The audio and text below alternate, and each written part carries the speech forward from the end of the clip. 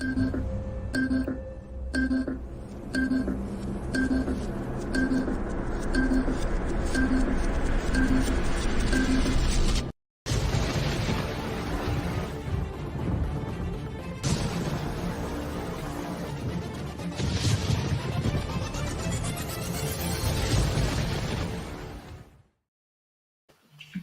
afternoon and welcome to Xbox Live here in Shields today, our virtual tour. We are with Luke John Harrison, Mr Supercharged himself. Good afternoon to you, Luke. How are you? Yes, you too. Excellent. I'm excited, mate. I'm excited. And Dom, how are you? At least you're not on the beach today. Mate, yeah, I was out there, went a different way today. It was up to Liso. If anybody knows the Wirral, but yeah, mate, it was good. It was beautiful, actually. It was beautiful. And welcome to people watching on Facebook, LinkedIn, and YouTube. And if you're listening on the podcast, good afternoon. So, Luke, I am stoked to have you on here. We'll come to the terrorism story later. I was thinking about putting the content on the pages for like YouTube and stuff, and I'm thinking, yeah, should I put terrorism on there? Maybe not. Might get flagged for things. So, yes. I'm sure we'll come to that story at the end. But there might get some interest, but not sure the right reasons. Yes, and MI6, if you are listening to this on the podcast, you already know Luke, so don't worry about it. So, Luke, thank you so much for finding time to join us. Obviously, we've been working with you in Paul Mort's Elite X program, and it's interesting to hear your story because every time we have a session, I'm always ears are pricked up listening to what you've got to say. You got quite interesting past, as anybody who follows you on Facebook will find out. Yeah. So who are you? Where are you from? And what's your story? Well, I've got to tell the shortened version, otherwise they'll be here all fucking day. So I'm Luke John Harrison from South Shields, and I'm currently a coach that helps people supercharge their energy and lifestyle. But from the start, from school, got a set of average grades, was bullied for a lot of years, got into college, dropped out of college, started smoking weed, started taking cocaine, ecstasy, started womanizing, several failed relationships, struggled with the mental health, got to the rock bottom, built myself up. I became a plumber for 8 years. That lifestyle was very much about living for the weekend until it came to the weekend where it was drink, it was drugs, it was women. That was often when I was in a relationship as well. The behavior was quite despicable at times, to say the least. And it was kind of a gradual rebuilding process from hitting the lowest of the low in my mid-20s to now 35. Probably feeling the best I've ever felt, to be honest. Living a life. People ask me what this whole supercharged thing is that I do now. And I basically say, look, if you were to rate your life on a scale of 1 to 10, 1 being miserable, low, rock bottom, depressed, 10 being cloud 9, fit, strong, healthy, confident, abundant, etc. The supercharged way is waking up most days in an 8, 9, 10 out of 10. Or if you're not there, having the skills and knowledge to know how to get there. So that's kind of what I help people with now. That's the shortened version of it. Or on my Facebook, actually, funny you should ask that because I'm going through some backstories of several different unique events that happened in my life. Pictures of me in lingerie and fucking selling shots in the gay bars and there's just all. Do you know what? I love that one about the gay bar because I used to work for they're now LNER, and obviously when you got finished your late shift, the gay area in Newcastle is right next to Central Station, so the only way you can get a drink after work was going there. Yeah. So yes, some interesting times. Very interesting. Luke, tell us. Let's go right at the beginning here. Let's touch on the very beginning because I think bullied in school is not a topic we've talked about, but certainly one that I've opened up to in my life, and nice. And I think that has some significant impact on where I went and the pathway. Absolutely. Tell us how did that impact, or did it impact your later life, and if so, how did it impact? Oh, absolutely. Hugely. I would say it's impacted us up until the past couple of years, probably. So for me, it started kind of not really in like juniors, which is like, I think it started when I was about 12, 13, 14, when I started coming to my teen years. I started to listen to, I was listening to Nirvana and Iron Maiden and different music. I started to grow my hair a bit and be a little bit of what people call a goth. So I was picked on because it was different, because there was only a couple of were in school. So it was picked on, but it was never like, I was never beat up violently, but I was like, every day was like things shouted at us, tripped over in the corridor, stuff thrown at us. I got spat on the bus one time, and just little things like over and over and over and over again. And that's often, I think that's sometimes a worse impact than if you are just to get a hiding once. Like I got this hiding once, but like for 2-3 years, I was literally hammered in school of you fucking goth, you hippie cunt, fuck you, pushed over, spat on stuff, look at it, laughing at them, you know, groups of lads like throwing stuff at you and stuff. Like that happened for a long time. And then when I got into my adult years, obviously, the great thing about that was actually, just to kind of shorten the story a bit, when I left school, I joined the gym and I started to use that pain to push us in physical training. And I thought to myself, if I put on some size, if I get strong, people won't mess with us. And actually it worked quite well. And it tends to, when you get an adult anyway, you often get less bullying than you do in school. It's an environment, isn't it? But that pushed me in my training, actually. I used that. But as I went along, there was a time, actually, I've talked about this on my Facebook. I've done full posts and videos about this. There was a time in Newcastle City Centre. I was me and my 2 mates. And there was a gang of about 12 lads cornered were down the street and was like, threatening, saying, give us money now, I've got a knife, I'm going to stab you and that, and walk with. That was really traumatic for me. These were like 18, 19-year-old lads. I was only about 14 at the time. And that experience went on for about what seemed like hours, but it was probably only about 15, 20 minutes. But that was one of the moments where I felt the most insecure, the most degraded and the most embarrassed. And I think that because I thought, I should have done this, I became angry. And I think that's why it led into a lot of drug use as well. Sure. I was going to say, what did that anger and what did that behaviour do to you? What reaction did you take? Yeah, so I was never physically aggressive to anybody. Like, that's not in my nature. It never has been. My mum's a very gentle person, but I was aggressive to myself. You know, I would be aggressive with my words.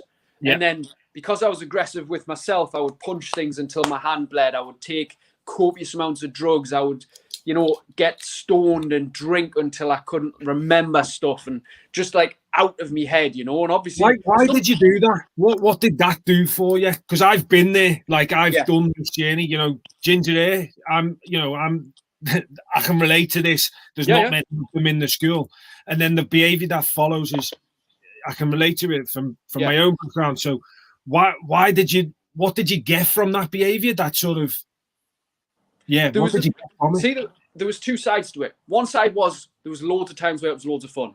Can't deny it. There's loads of times when you're off your head on drugs, you're having a mint night with people that you love, people that are your friends, even some of them still be friends to this day. Let it go, some people obviously. But there's that time where it's like, it's fun, you're in your 20s, you're experimenting. A lot of people go through it. But I think there's also that side of the self-destructive nature, the ego, like, how much can I handle? I bet you they're not doing that. How can I outdo him? How can I outdo that? And I think with the women's side of things as well, it was like, I've just been writing about this actually, as I used to be a bit of a womanizer, like consistently just shagging, because I thought it was a way for me to release stress. It was a way for me to feel good about myself temporarily. You know, stacking up those numbers, but ultimately it leads to more insecurity because it's never enough. Do you know what I mean? Like that addictive behavior never becomes enough. It's like, what's the next one? The next one.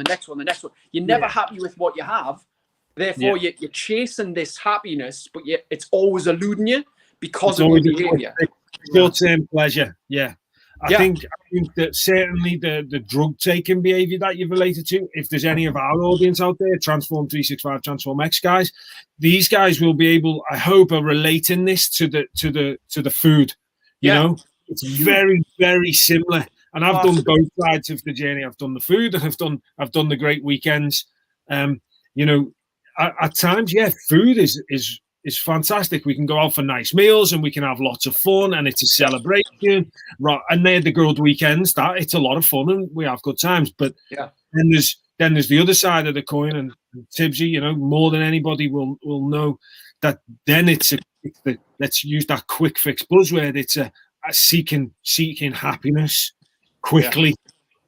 But obviously, we all know in this room that quick fix is then a long-term pain attached to it, and we're just hiding behind.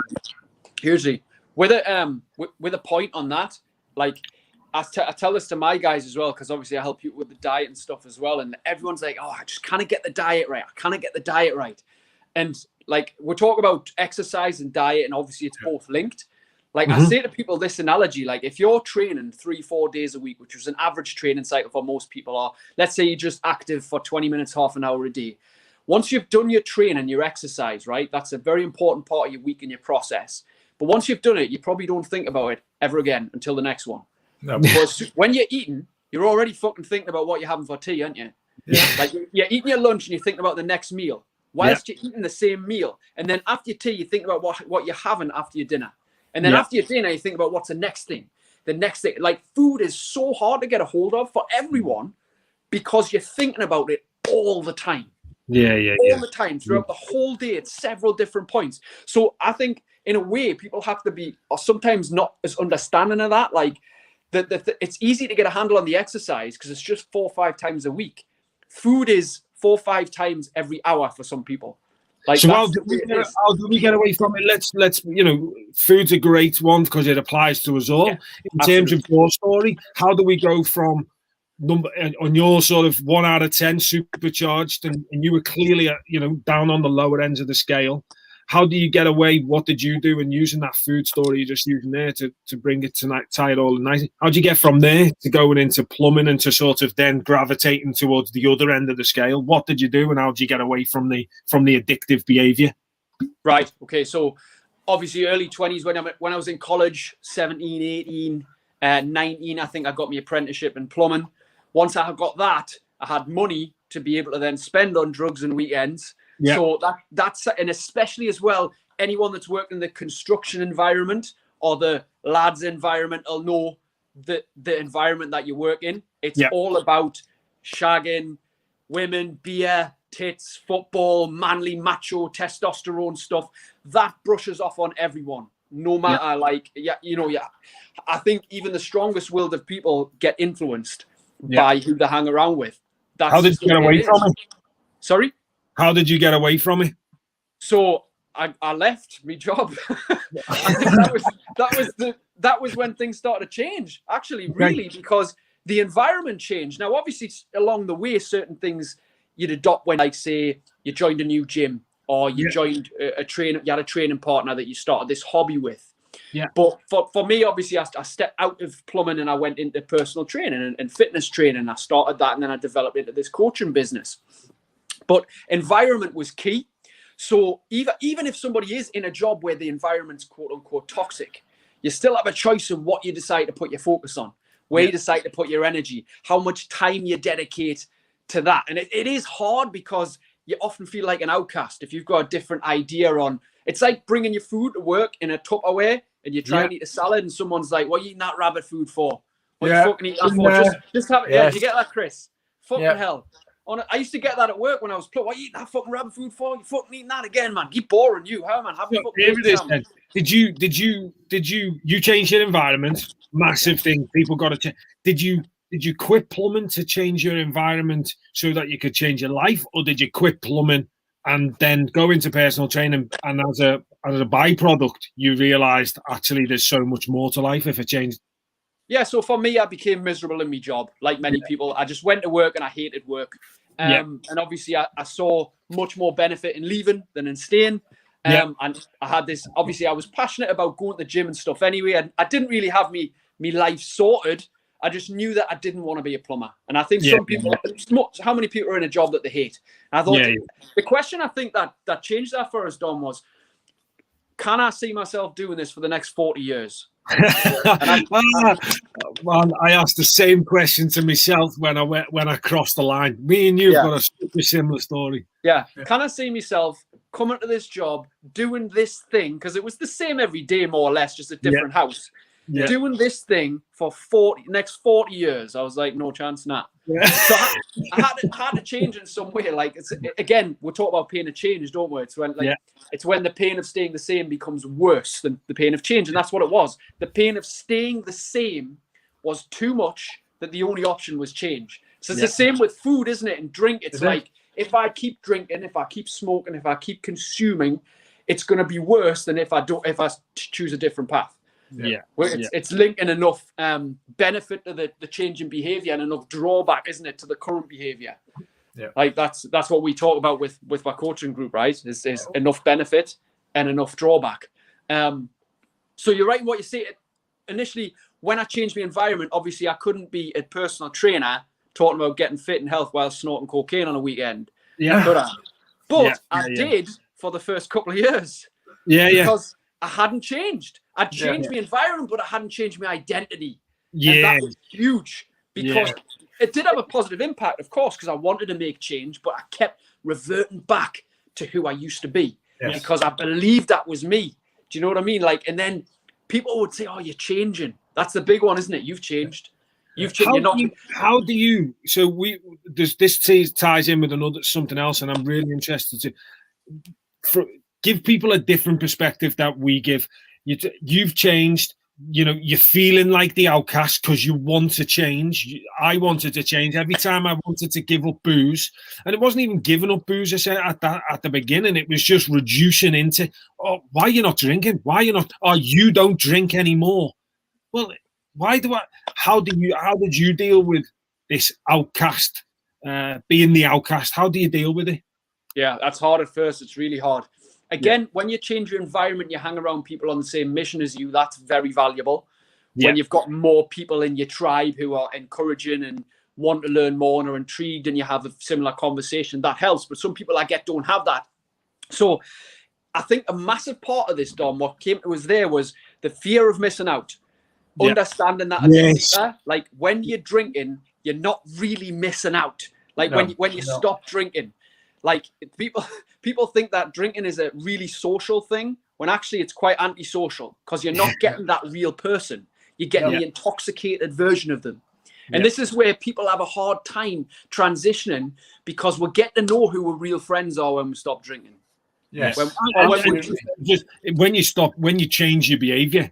I think you need to apply. It's not when you just stop drinking or stop taking drugs. It's when you make a change in your life. Yeah. You find out who your real friends are because they'll either stick with you or they want to bring you down to their level. Yes. Why are you not drinking? Why? Because they're insecure. They want you to eat more. They want you to drink more, or they want you to take drugs because they don't want to raise their standard. So they're going to pull you right back down. Yeah, it's immense strength. I think credit to you, immensely for getting out of it. I mean, for taking the bullying through school is hard, man, and I credit anybody who gets through it to then change what the journey you've been on. And I think similar to myself, and maybe even similar to Tibsy, in that change in your environment, to me. And that's what we promote on our Transform is I found it by luck. I changed my environment and I went to New Zealand. I wasn't expecting to change my life. I just went over the other side of the world. Then I realized actually this is the best thing that ever happened to me. It's very drastic. Yeah. But hey, I left my wife and kids. You can't get much more drastic than that, can you? Really? Yeah. That's what it takes sometimes, though, right? That's what it takes. Yeah, you've got to change your environment, and sometimes it can be drastic, but sometimes you've also got to be strong. I think that outcast strength, if you can't leave your family or you can't move countries, you've got to develop a real strength and acknowledge it's going to take time. Yeah. Listen, we're well over here, but we've nicely gone through the whole journey. I think of an overview of the Luke John Harrison story from the beginning to the rough times to where we are now in the supercharged sort of lifestyle. And maybe we'll touch on that now as part of this new, the supercharged Luke John Harrison, what is it that gets on your goat? What do you see now on a daily basis that really winds you up? Oh, mate, there's so much. Yeah, it's an interesting conversation, this, because we all have our triggers. And at first, you know, as soon as COVID happened, we had our COVID triggers, didn't we? I agree with that, not this, and it should be this way and that way. And then I just kind of, I step away now a lot, as much as I can, from judgment to observation. Yeah. And this is hard. Mm-hmm. This is hard because often I want to have my opinion. I want to have me say, I want to say that's wrong. This is wrong. You're shit. I'm right. You're wrong. The ego always takes over no matter what. But I've stepped back a lot and tried to observe. So when people have their opinion, even if I don't agree with it, I'm just like, well, I know he's doing best for him. I know they're doing what's best for them. Yeah. I would say, like, if I had to take something personally, not even personally, but the thing that frustrates me more than anything, is when I can see somebody and I've given them the advice and they know what to do and they're not doing it. Yeah. And they're doing something that's directly in contrast to not helping them. So, like, and even these are people, even I'm referring to clients that pay me, still not doing what I've told them to do. There's definitely people. I've got a list of people in my head. I'm thinking, Luke John Harrison, you are talking to a good chunk of people I know. Yeah. I know. Yeah. And the thing is, from the outside, because I'm observing from like a bird's eye view, and I'm not judging them. I'm like, I fucking know. And do you need any help? What do you need? Hey, what do you need to get back on track? What could we possibly do to feel better today? And people ignore you. Like, come on, I'm trying to help. You give them all of the advice. You could send them, 300 mile an hour in the right direction, and yet they choose to go 1,000 mile in the opposite direction when you've given them. It's like, I'm like, you are paying us money and people are paying you money for advice. Yeah. And it's almost like oil and water. When oil touches water and it just dispense real rapid. What advice can I give you? Direct. I would say that's probably one of the biggest things. But in all grand perspective, you send the messages, you do what you can. The biggest thing is stepping away from the judgment, observing, and still being the leader. Because no matter what, people are still watching. People are still paying attention. Just they're doing it in their own way. And they're doing it when they're ready. I think that's a big thing as well, as from a person's perspective. This is especially true for anybody who's trying to help someone else and they don't want to help themselves. That's frustrating. But at the same time, they might be doing it their own way because we don't know everything. I think that's a thing to add to that frustration is, yes, I want to help you. I'm trying, but I still don't know your full situation. So I have to be a little bit, relaxed, observant, just here when you're ready kind of thing. Awesome. That's it. Yeah. On that then, what you're surrounded by clients as we are, our clients in Transform 365, Transform X programs. What are the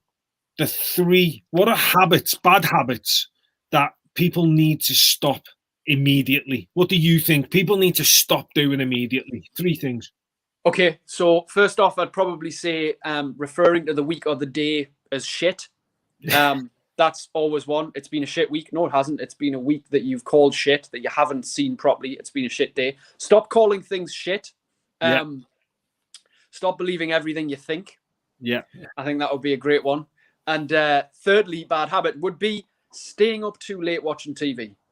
As simple as that fucking sounds, that is crippling most people. Even an hour, going to bed an hour late. I guess that's it. Going to bed an hour later, because it's most of our guys train on the morning, 6 o'clock, and how many of them just sleep in or are feeling too rough because they had a late night? And I'm like, well, why did you have a late night? Yeah. And 9 out of 10, it's just I was watching TV. I was scrolling through my phone. I just sat in bed, and it's like that's behavior that is totally avoidable.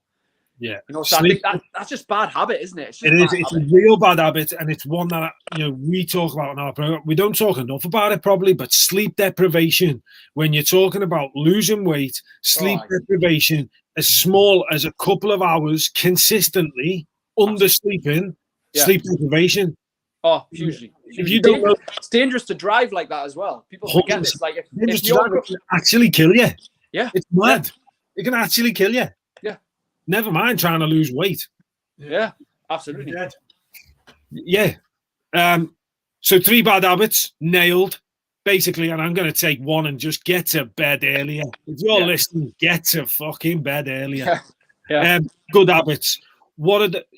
Now you're surrounded by great guys in your program, and we are in ours. What do you reckon? What would you say are the three things that people are doing that is sort of, you know, it's driving significant results real fast? What are the good habits? What are people doing? I'm going to change this question. To instead of 3 habits, because people, Dom, as we know, and Chris, they probably already know what they should be doing. They're just not doing it. Let me finalize this in 3 questions. Here's me famous 3 questions. Good. 1, am I healthy? 2, am I fit and active daily? 3, am I having fun in the process? That's it. If you answer those 3 questions daily, and keep asking them daily, how do you think your life would be day to day? Probably a lot better if you had those 3 things. Awesome. So people might not feel them all right now, but as we know, questions steer the mind. Just like our Paul Mort says, questions 100%. Steer the mind. Am I healthy? That's the first. That's straight away. That should elicit an emotion. Am I healthy? Like, honestly, am I healthy? You can't false that. Like, you can't fake that. You either are or you're not. You know if you're not, because you're drinking too much. Or are you taking actions that can make you healthier? Yes, exactly. That elicits that, because we all know. Yes, it is a yes or a no, and a yes or a no question. But if your answer is no, then the follow-up question is: are you taking actions to make you healthier?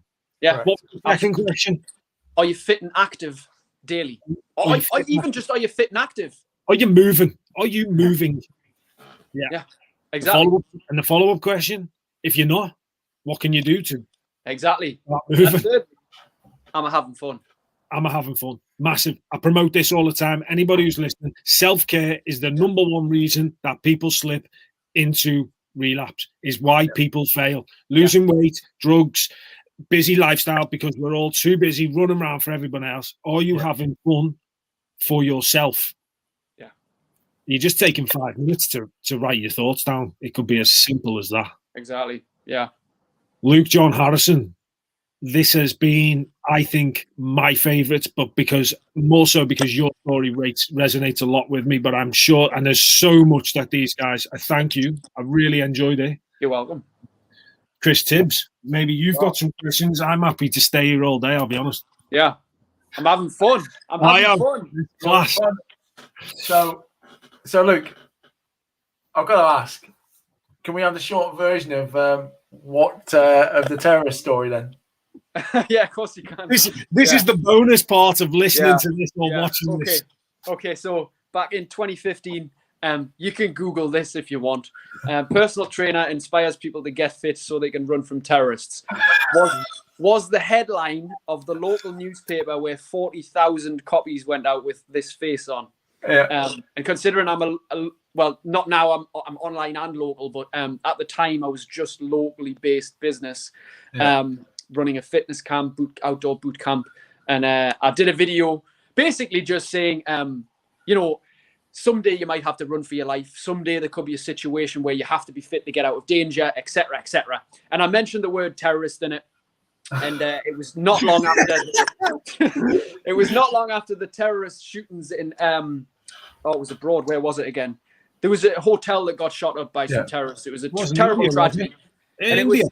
Mumbai. I think it was Mumbai. Something like that. But anyway, I think it was like the week after, and the timing was off, and the media got it, and people were just hounding us. And there was just a massive hate campaign online. Obviously, I was deeply actually traumatized by the whole thing. If your fucking face is on the front page, and it was in the Metro, it was in Daily Mirror, it was in everything. And when those things happen, it's awful. It's like negative press. Yeah. But at the same time, there's a lot of people agreeing. Most disagreed. It was like. Did you fully boot camps up?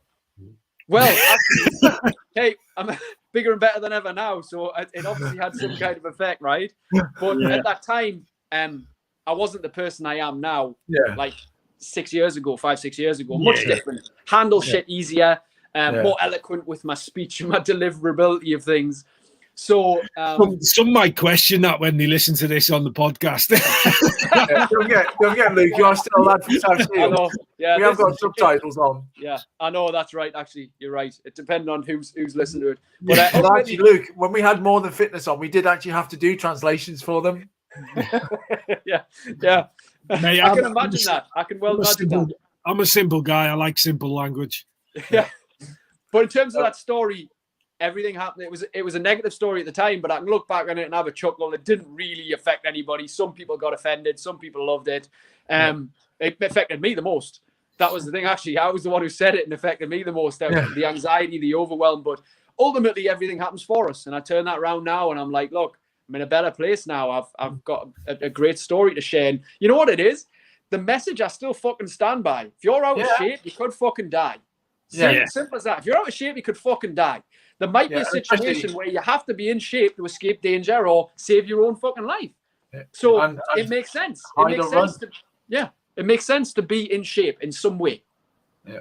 No, that is an awesome story. I'm glad I got you to tell it, because it would have been a miss of me not for you to have been on our show and not tell us that story. So, Luke, thank you ever so much. I would actually leave you and Dom here talking all day, but I'd just be a bit part.